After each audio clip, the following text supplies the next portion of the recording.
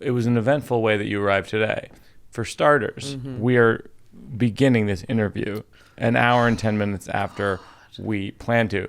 You're visiting from London, and you took an Uber from a hotel, presumably. Yeah. Just another sexy hotel. Okay, sexy hotel, and then you took an Uber, and it took you to the wrong address. 3 times so. But I think without giving away your full address, I can't totally defend myself, Your Honour. It's like I'm under an NDA, and I want to be able to defend myself, but trying to put in this weird address. Each time I put it in, it went the wrong way, and then right it itself went the wrong way, and eventually I just had to get my Birbiglia to pick me up in his car, and you really were like, well, this has never happened before. That's how I sounded? Yes. This is how you sounded? Yeah. Well, I'm just going to be 15 minutes late. And then it was, well, I'm just going to be 30 minutes late. And then you're like, oh, actually, can you pick me up? Because I'm not even close to where you live. How good of an Irish accent is that on a scale of 1 to 10? Do you know what I loved about it? That even if it wasn't a terrible accent, there was a gentleness with which you perceive me that I found really fascinating. Because normally when people do impressions of me, they're like, oh my, I'm going to be 15 minutes late. And in my head, I'm sort of like, I'm just a girl trying my best to tell stories. Wait, talk to me about Irish storytelling, because the Irish are famous for being literary titans. Yes, you know, it's so something that's of high value in our culture. So people who can tell stories, and I'm often fascinated by how storytelling, writing, stand-up comes to be in each culture. So, but I love in Irish culture that the storytelling and bringing you in, whereas say American stand-up seems to have its origins in more after hours Broadway, where people would come and do a little bit, which is where the sort of 5 and 10s of stand-up comes from. Cabaret. The cabaret circuit. Yeah. So people would come on and do songs, and then your bit to talk would be as long as a song or two. That's so interesting because the other origin is in America is at strip clubs. Yes, yeah. So like jokes. Richard Pryor would perform at strip clubs, sort of in between dancers and things like that. And that's a huge. I never made that connection that European stand-up has more of its roots in storytelling. Yes, and in the UK, the stand-up comes from music hall. So in Ireland, it's very much around the Shanachie, which is the Irish for storytelling. So around the fireplace and that sort of regaling people. For me, when I saw your work, I felt like it was very not what I know to be classic American stand-up. Yeah. It fits so much more in the Irish model and in the sort of Irish UK model, which is storytelling that sort of ends up somewhere with jokes along the way. My observation when I'm in Ireland, and I love it there. I mean, I've been to Dublin, I've been to Dingle, I've been to where my dad was from. Oh, from Dingle. Yeah, just outside of Dingle. No kidding. Jenny and I went to Dingle once, and Jenny said to me, this is a very Jen thing to do.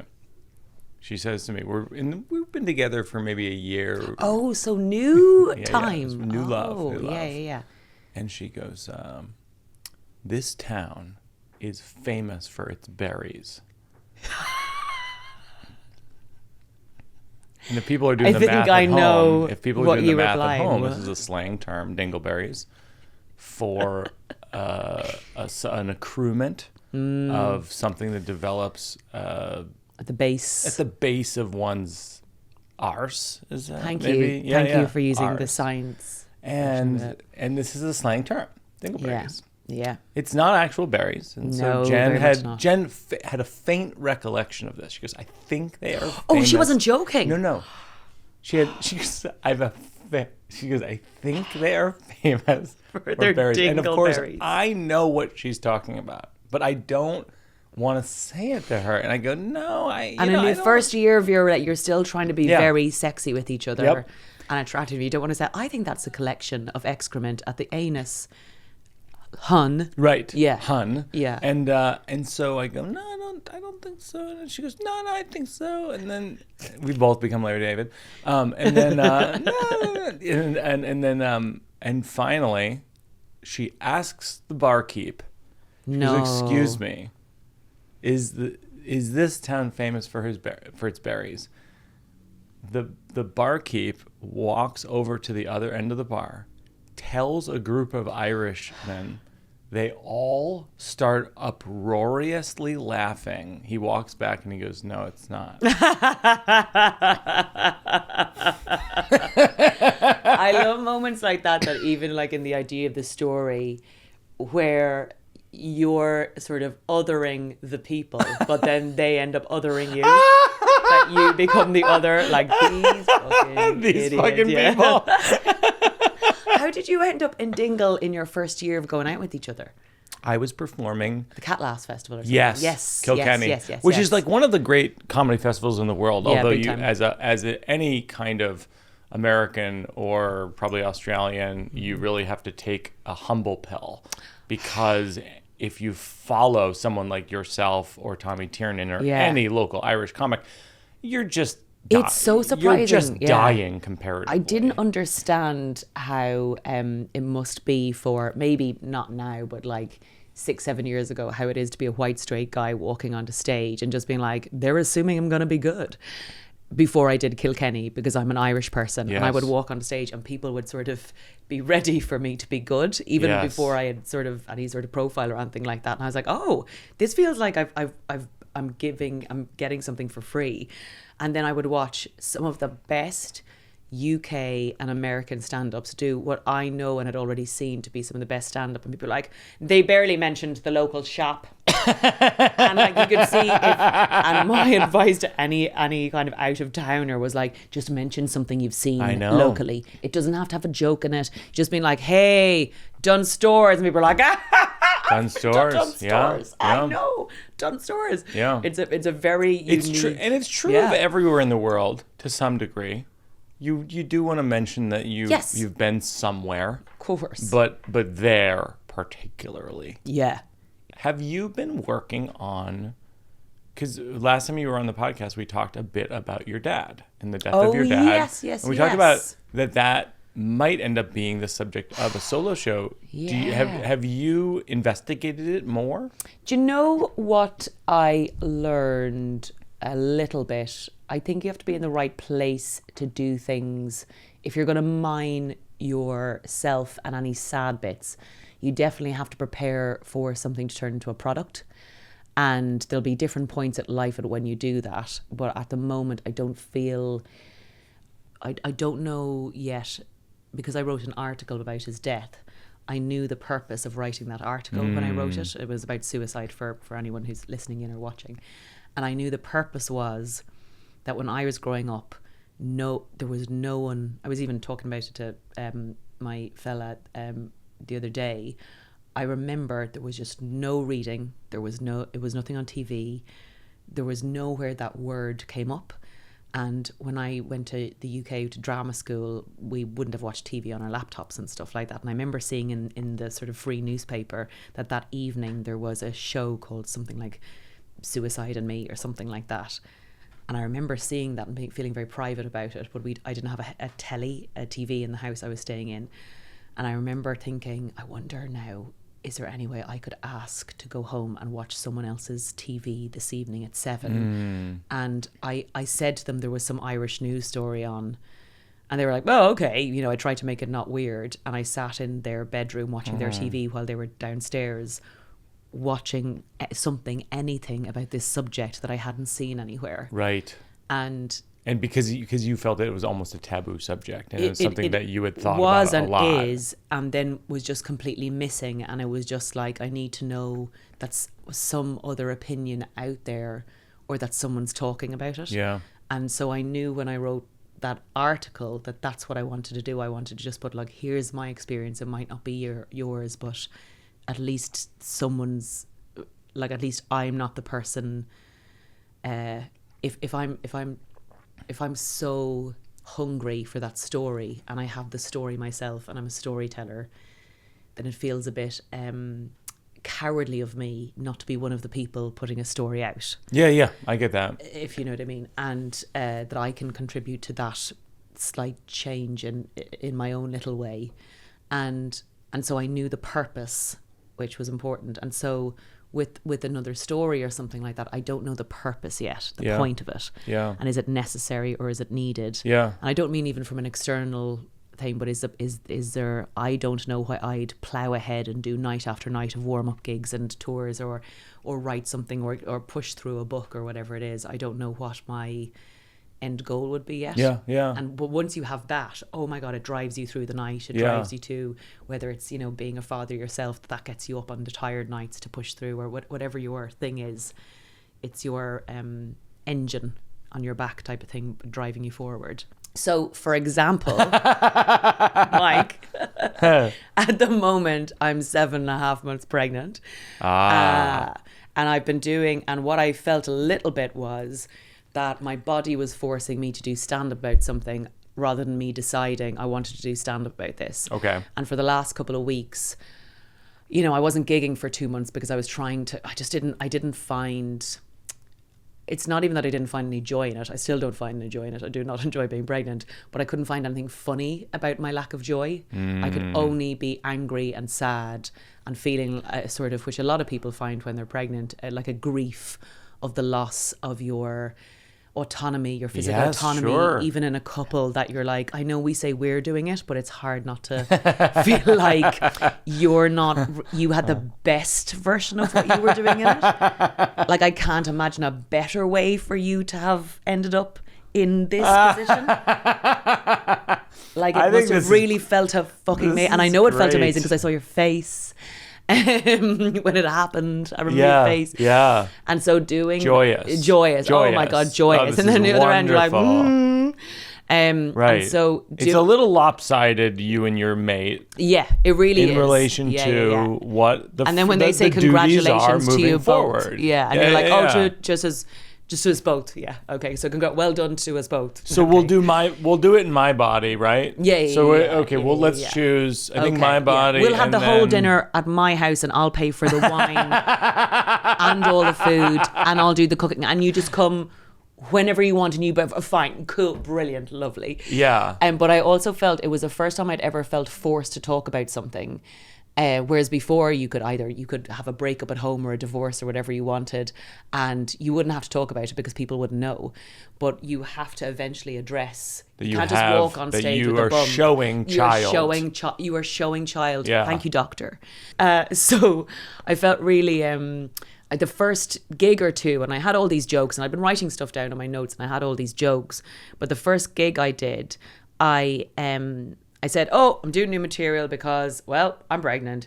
And I was ready to do my next joke, and everyone did a clap. And I've never been married or done anything where, you know, an automatic, like, no clap. Right. Type of thing. Sure. It might be, I might have done something like Ireland won the match, or, like, you know, I've never done anything that warrants you don't need to do any material with this as well, clap. Yes. And I didn't, it really threw me because I didn't feel like I'd achieved anything, because I don't see it as an achievement. Yeah. There are things I see I've done that I've really worked hard for, rather than like, whoopsie. And so when they clapped, I felt a little bit like the me at home came out, not the comic. Yeah. And I felt quite vulnerable, and it took about 3 or 4 minutes for, I think, the audience to relax, to know I was okay. And I think it's because I didn't really know if I was okay talking about something, because that day I was tired. So if it had been a normal stand-up situation, I would have just talked about what's the deal with all this rain, or, you know, some of my other classic material that you'll only hear from me. Some of my other absolute hot takes on the weather. And that was just an interesting process to try, and my ego as a performer to try and get it back, versus my actual, do I really want to talk about this? Yes. And it took me maybe 4 gigs, and last night I was on in Brooklyn, and even though I was doing roughly the same stuff, I knew that I wanted to be able to talk publicly about not liking pregnancy. Not everyone has to. That's really important to me. I don't want to feel like I have to be grateful because not everyone gets the experience.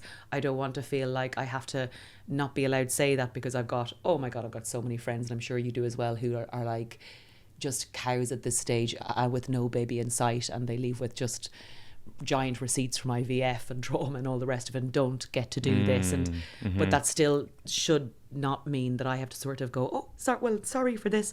I still want to be able to talk about that, and to like take away for anyone who wants to see it, the and there are lots of stand-ups doing this as well, the facade of like, it's a most wonderful time of your life. I know. I don't feel like that. Yeah.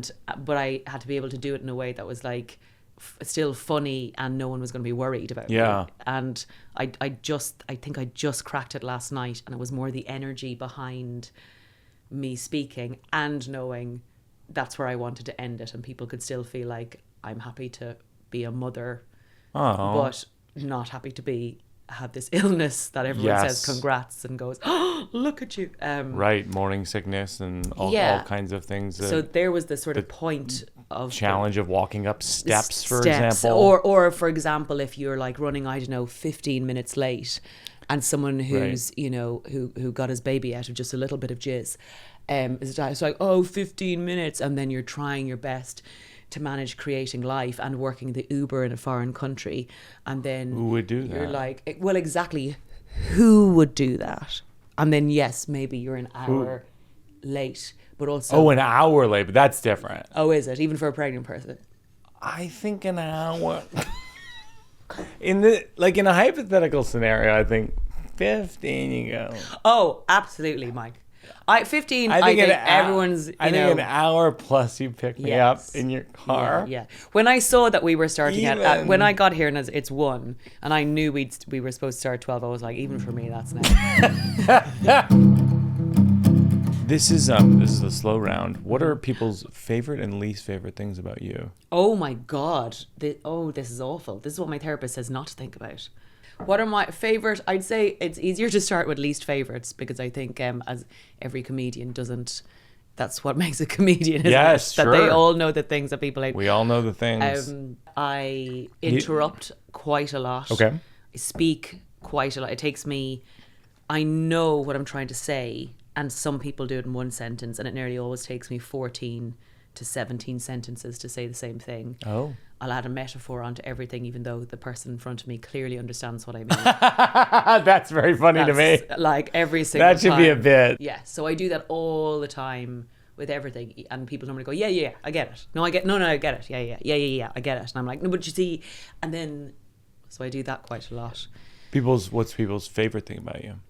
I think I'm generous. I don't like scabbiness. Do you say scabbiness here? Scabbiness in relation to what? Scabbiness is like if someone, and it's not even about like money, but like say if there was your fork and someone else's cup by the side of the sink, and you washed your own fork and didn't just like do the cup as well.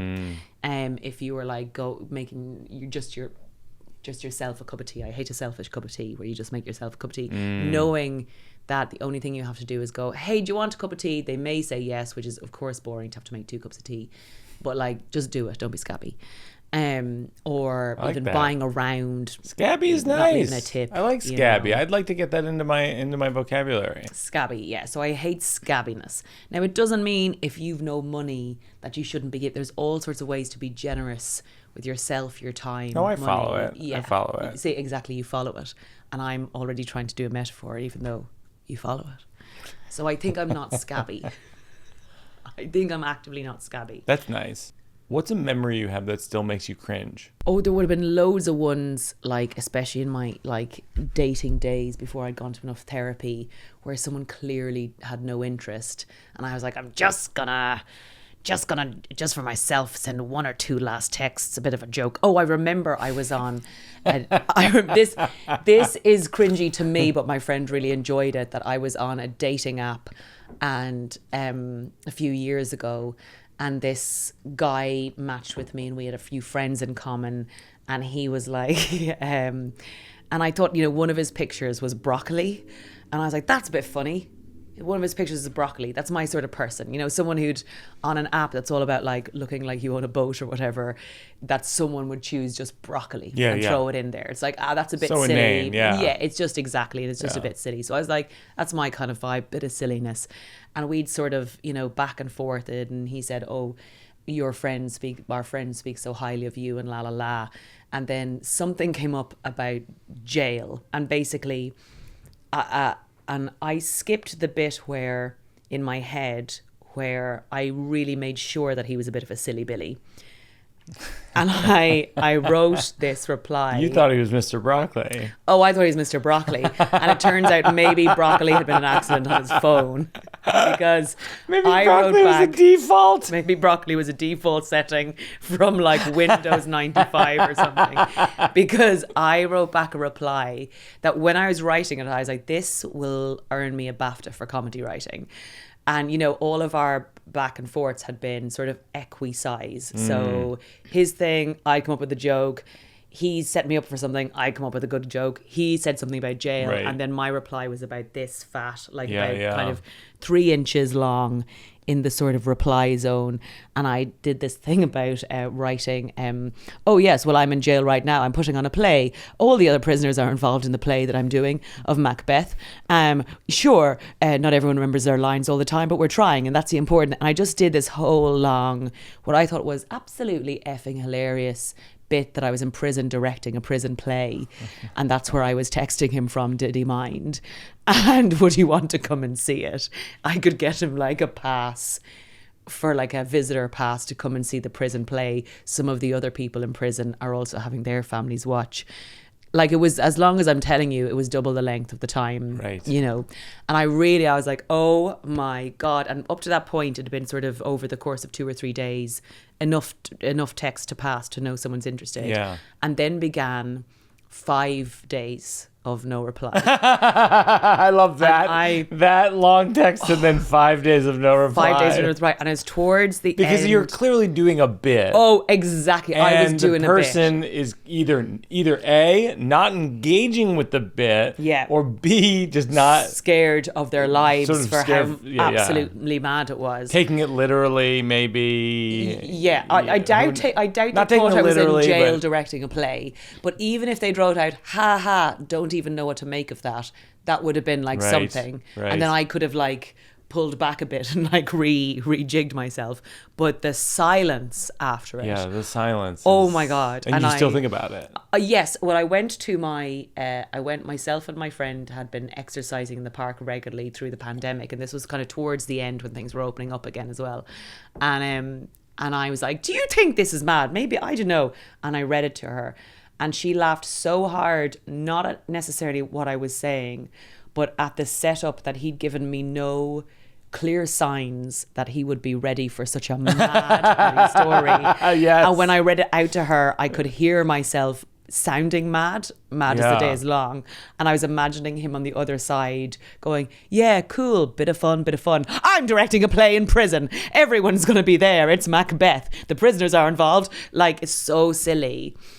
And as I was writing it, I genuinely thought he's going to get such a laugh out of this and fall in love with me, and I should like receive a ring pretty soon. Yes. And instead, silence for 5 days, and the reply was, sorry, was away.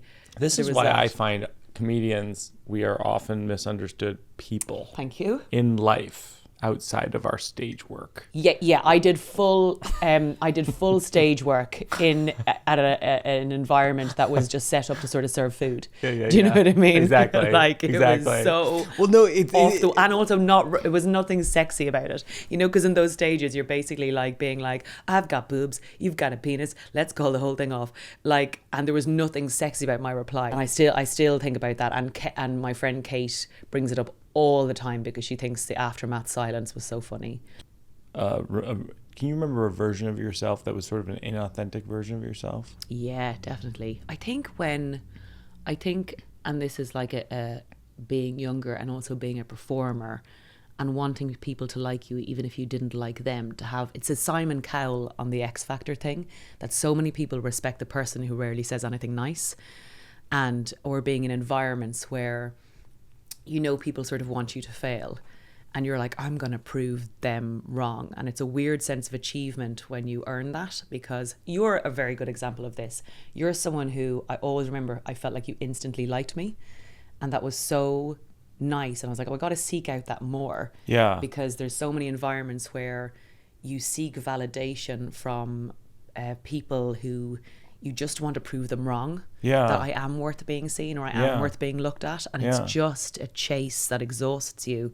And it happens in every walk of life, but it's really in our performance space, because we all have a lot of what pushes us into this is a need for validation and a need for kind of clapping and being told you're great a lot of the time. And it's taken a long time to get out of that, of not wanting to be in, not hungry or moving mountains to try and be accepted in spaces that are never really going to like you. Yeah. You know, I definitely have had that's one of my biggest things, is wanting to be liked. There's this amazing interview with Michelle Obama where someone asks her best piece of advice that was given to her, and she says her parents, and I'm paraphrasing, but her parents said to her, "We like you here at home." Yeah. And then she basically says to her, like, everywhere you go in the world, whether you're getting a job or this or that, some people are not going to like you. We're always going to like you. And I just think it's such a beautiful... Yeah. We try to instill that with our daughter, too. To be in spaces where you don't have to work that hard to be liked is huge. And it's definitely been some of my life's work in my personal life and in my work life, because what ends up happening is you give people who sort of at best will give you $5 of attention or love, and you give them £100 investment. And the people who are never going to charge you and just like you're like, yeah, I'll come back, I'll reply to you later. But this person who rarely texts me, I'll get back to them immediately. And that's a whole thing. Oh, and then you find yourself around. I think that you should do a bit about. And the reason I say that is that it seems very close to your heart, and it feels like, and it's very immediately funny to me. Like I'm like, I know what you mean. Yeah. I can imagine that that's your case. And like, what are 3 examples? Like Well, actually, last night, for example, I was doing. There are some comedy spaces that I haven't always felt comfortable with, and a bit of my alpha nature feels like I wanted to prove that I was good enough in those spaces, or kind of go, no, I know I didn't prove it there, but just like, let me have a second, I can handle this. And last night I went to Maeve Higgins, who I'm sure you know. I love Maeve. Runs a gig called Butterboy in Brooklyn, which I last time I played it was probably 5 years ago when I was in New York. And I'm doing this new pregnancy material that I'm a bit nervous about. And sometimes gigging in a new country, or even like, you know, there's kind of like harder clubs in America, you could go in and you're not totally helped to feel more comfortable backstage. It can be quite a competitive environment, and I'm not an innately competitive person. I love backstage environments with comics where we all chat and want each other to win. It's one of my favorite places in the world, and I can imagine you're like that as well. And I arrived at, even though Maeve's back in Ireland, Alison Levy and Josh Gondelman were hosting Butterboy last night. And I was so nervous because I was doing this set and I was a bit tired and feeling a bit jet lagged. And I felt like I just wanted to be in and small, not out and with a microphone. Like I didn't feel like a comedian yesterday. And when I arrived, their energy, even though I hadn't seen them in 5 or 6 years, was so like, Aisling! And I felt so immediately liked. Aww. And it was so like, oh, I can win here. Or if I do badly, I'll still, it won't change their perception of me. I feel like I'm liked. And I know I did better and felt calmer because of their energy. And that's what, at the moment in life, I'm definitely making a pointed effort to go, that space, not that, or if I'm in there, I can carry that with me. Right, go towards the warmth. Yeah, go towards the warmth. And I think a lot of the time I tried to go and convince other spaces to be warm in the way I perceived they should be. And that's up to them. But actually... You're going to the places where people say, we like you here. Yes, we like you here. I'm basically trying to find Michelle Obama's home life around the place. And it helps you thrive as well. No, I think that's true. It's true in relationships too. Mm-hmm. Like it's just generally a good thing to try to be with someone with whom you can thrive and succeed with, and help them, and they help you, and you support each other. And also your mad bits feel. I do have stand up about this, about like in love, that you want to be with someone who knows the bad bits are there, and accepts them. But God, everyone has bad bits, and when they think about them, they're like, yeah, but have you seen the sunshine in the other bits? Like, have you seen the sort of, your bad bits aren't such a tree that they overshadow all the light coming through from your good bits. And are you saying bits as in comedy bits, or no, not just comedy bits, parts of yourself. Yeah, parts of yourself. And so, and that's what you're looking for, is someone who you don't want to be with a super fan. It's someone who absolutely gets it, like, oh yeah, she talks a bit too much. Oh yeah, she interrupts. Oh boy, does she do a metaphor after I've already understood the point for 4 minutes. But have you seen how unscabby she is? Right. She's so not scabby, and unscabbiness is my favorite thing. Right. And that's what you're looking to be in, that you don't feel like you can't have a day off or a bad day with a person. But that if you do, you're like, yeah, but like, look at all the great stuff.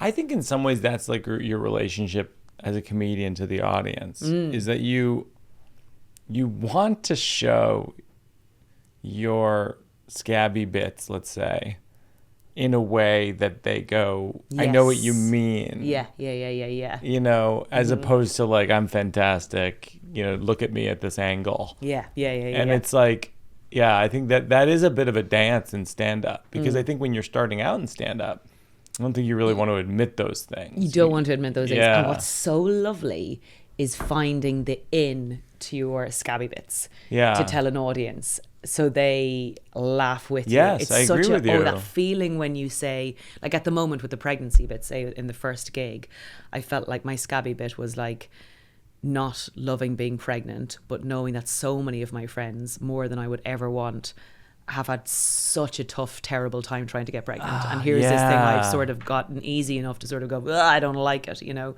And I'm like, oh, I hate my second car. That's what it sort of feels like. But you know what's funny is, like, I find that sometimes what you're talking about, like, you're frustrated with being pregnant, but you want to express to the audience. I get how hard it is. I get how hard it is for people. And so when I say this, I want to point out that I know that. And I honor those people, and I respect those people. I find that when you step out of bits to point that out to people, people are pretty down with that. Oh, totally. And I think if I look at, say, me structuring this material over the course of the 4 gigs I've done it in the last 2 weeks, that when I started out, I was overly worried about that, or how they would perceive me saying it. And when I dropped my caring about the perception, feeling like, oh, people know from my vibe that I'm in no way saying it's like, if they accept me, then by the end, where I got to maybe last night, I was like, I don't have to like over apologize and go, and I get it, it's really tough, I get it, it's tough for so many people, and so many of my friends are and I'm sorry that I've, you know, that I was worried about how people would they like me. And then at the end I'm like, oh, I'm going to assume the spaces that I do so I can explore this idea.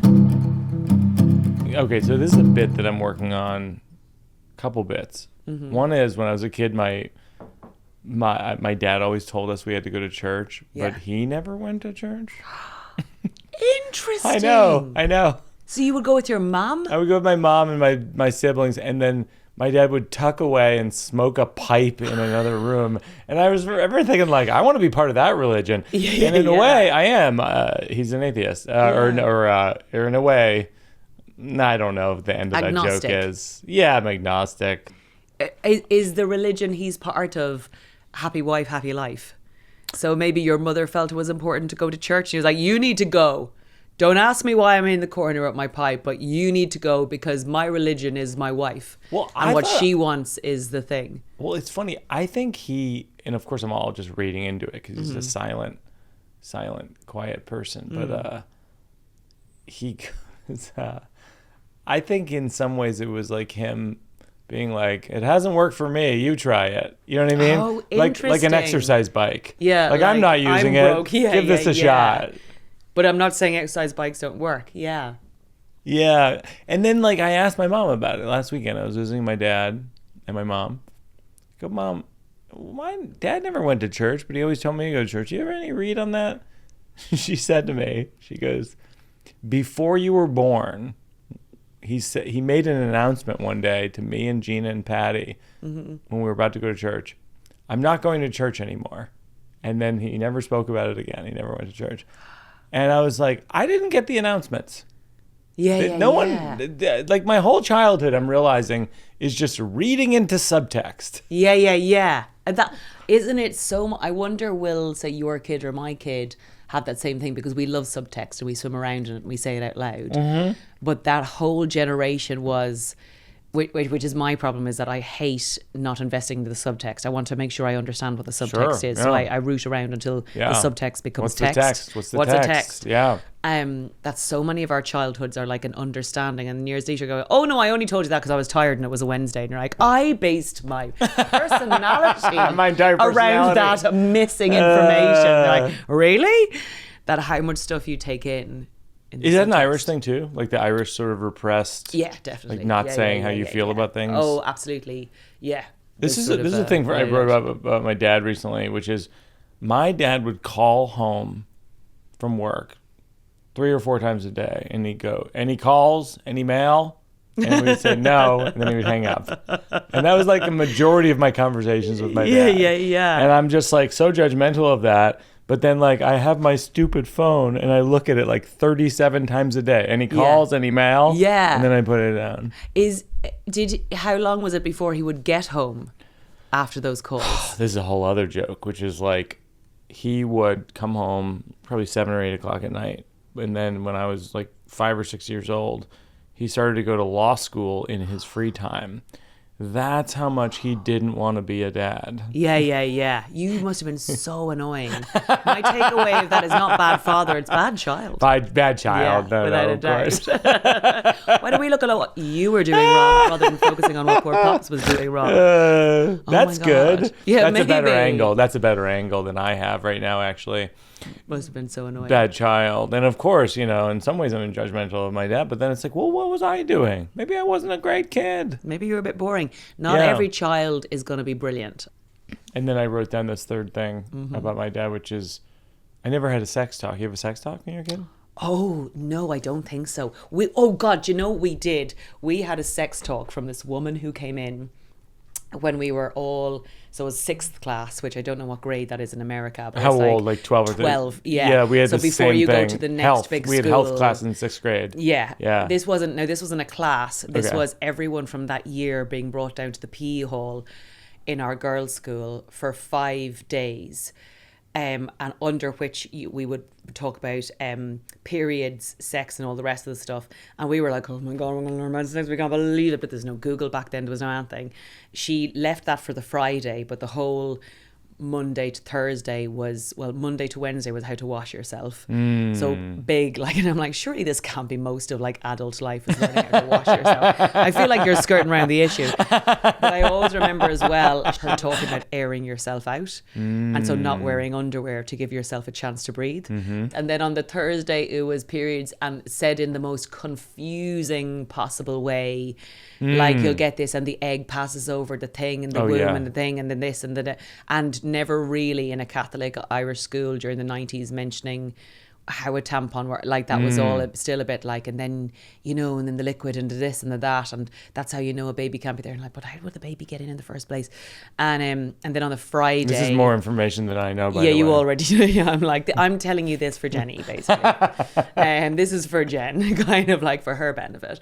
And then on the Friday there was a bit about making children, not sex. And that was the last thing we sort of heard about it. Oh, yes. Interesting. And it was really unhelpful. Like, there was no information making there children. Really. Yeah, making children. Fascinating. Not having sex. This you should do on stage. Maybe. That is kind of great. And the stuff that stays with you, like, there is stuff that, like, because I've got this joke at the moment in my pregnancy bit that I hate being pregnant. The only good thing about being pregnant is that when you have sex, you can't get pregnant. Yes. And that you realize, especially as a straight woman, how that's just always there. And I realized I was having sex for 24 years. And that's always there, like, oh no, was I drunk last night? Was there a hole in it? Did it get in my eye and go into my bloodstream? Did it go in my eye? Oh my God, I'll have to go tomorrow. I'll have to go to the chemist. Do I have time? If he's going to pay for half of it, why don't you do this? What if I was a baby? Maybe he doesn't want to be a father, but why wouldn't he want to be a father with me? And this just goes through your head all the time. And then finally, like, that's over just for like 9.5 months. That goes away as a worry. That's nice. But also you realize how long it's been there as a sort of, I was like 24 years. 24 years having sex, never took a penny for it. Just did it for the love of the game. And by the way, I'll end on an Irish phrase that I love. Oh, go on. Good on ya. Oh, good on ya. Yeah. That's one of my favorite Irish phrases. Good on ya. Good on ya. Yeah. I enjoy when people say that. Good on ya, Mike. Do Good the on ya. podcast on your own. Good on ya. Yeah. Yeah. We got our own studio here. Good on ya. Good on ya. There's a little bit of in it. There's a little bit of patronising. Like, there's a world where you couldn't have done it. So good on ya. Yeah, that's right. You know what I mean? There's a little bit of like, it's not.